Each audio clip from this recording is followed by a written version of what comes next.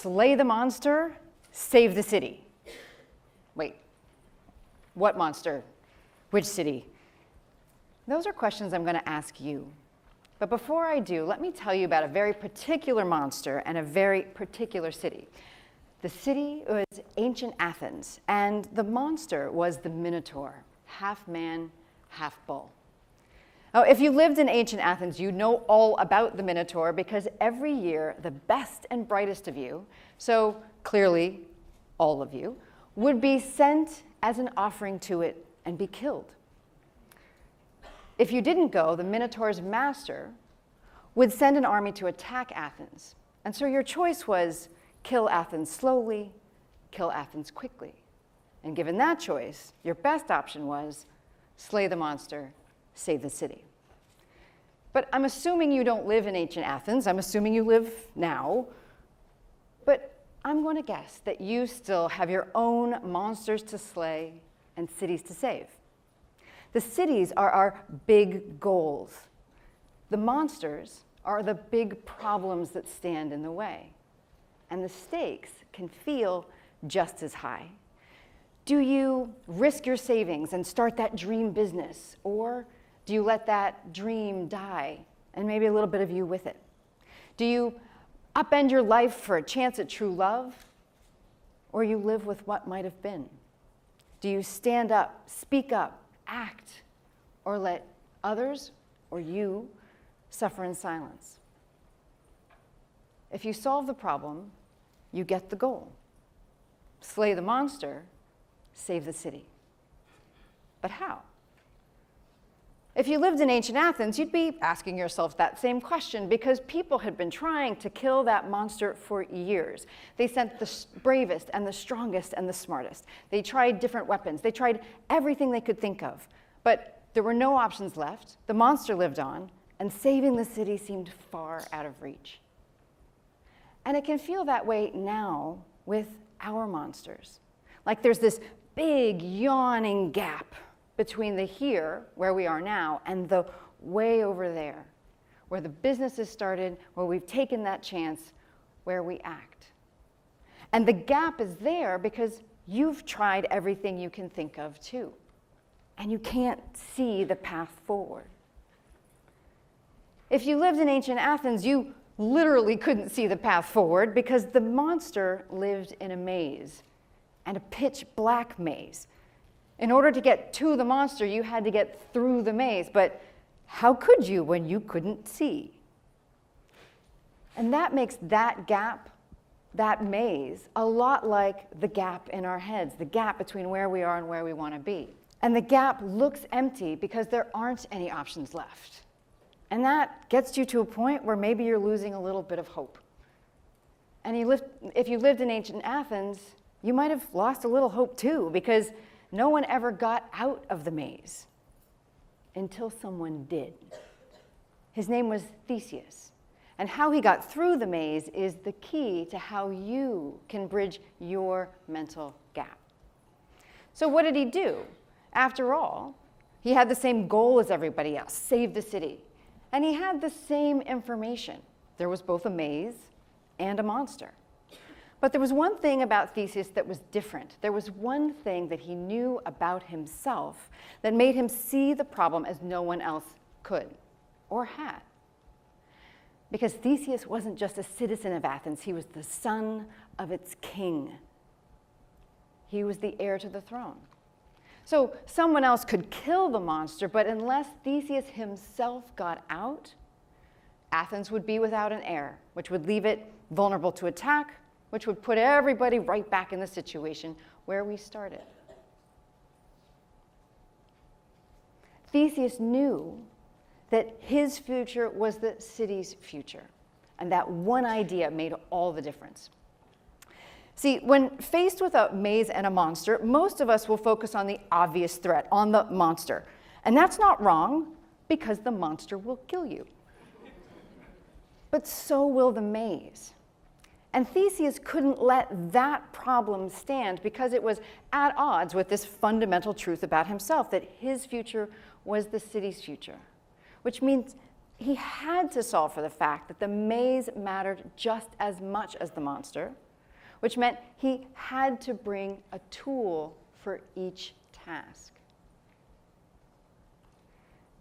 Theseus knew that if he had both of those things, then he could succeed. Why was it that that problem plus that idea created that change in approach? Well, even though Theseus and the Minotaur are, in fact, a myth, there's one thing that's real that applies to all of us, and that is when two things that we know to be true are in opposition to each other, it creates an untenable tension in our minds, one that we have to resolve. It's the one mental gap we cannot leave open. So what we'll do is we'll either change a fundamental truth, belief, value, assumption about ourselves, or, and this one is much more likely, we will change a fundamental core belief of value about how we see the world, about what the real problem is.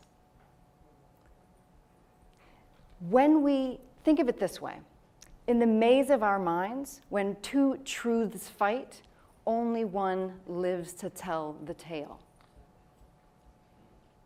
So how did Theseus live so that we could tell the tale? Well, not very excitingly, he brought a sword, which you would expect.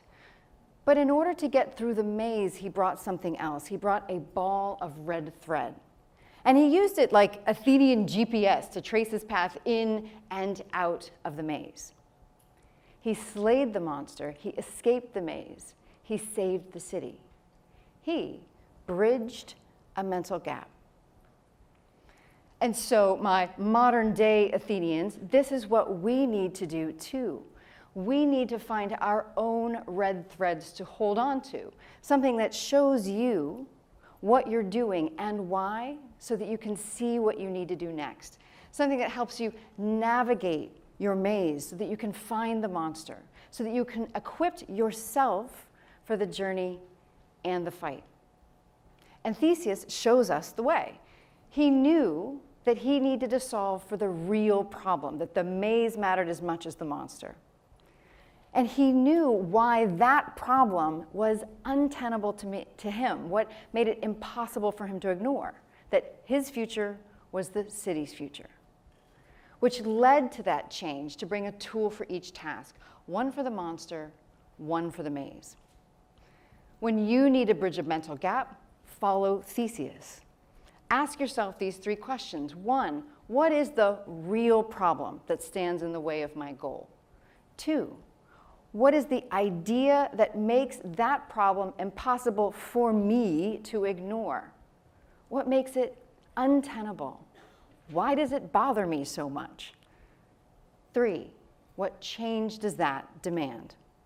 Problem, idea, change. And you may be thinking to yourself, well, why those questions and why that order? And this is where I need to reveal a little bit of my own red thread, because the cities that I need to save are yours. I hate mental gaps. They're the problems I'm drawn to solve. And not because I've bridged a few of my own, a 50-pound weight loss, a 17-year panic disorder, finishing a second marathon after a bomb stopped the first. And I could geek out completely on all the science behind this, on how every decision we make is based on the meaning we make and how that meaning follows a universal pattern, and how all of what I'm talking about today is a simple way to create the cognitive dissonance that makes it impossible for us to do anything but act. The real reason I can't stand mental gaps is because I can't stand to see someone suffer when they have a simple way to get out already. They just need to understand what's really there. Too often, when there is a gap between us and the thing that we want, we think that if we could just love that thing, or maybe ourselves, a little bit more, that would pull us across. And sometimes that's true. But if that goal, that city, is something that you can't imagine living without, what if the answer lay in figuring out why you can't live with the monster anymore? Because once you create that untenable tension, it will push you across the gap. So it isn't that we don't love our problems, it's not that we don't love our goals enough. It's not that we don't love our goals enough. It's that we don't yet have a reason to hate our problems more. When you find that idea that makes inaction impossible, the gap closes.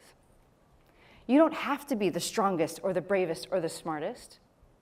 You just need a way to see what makes you you, your through line, your red thread. Which brings me back to the questions I wanted to ask you. What monster, which city? But you know your city. It's what's waiting for you on the other side of that gap. So to get there, ask that first question, what's your monster? That comes next is what's your maze, the idea that makes it impossible for you to let that monster survive, which leads you to what swords you need to bring to the fight. When you find those, your monsters, your mazes, your swords, you will have your path through the maze, your bridge across the gap, your red thread. And so, my modern day Athenians, the thing I want to know is, what is yours?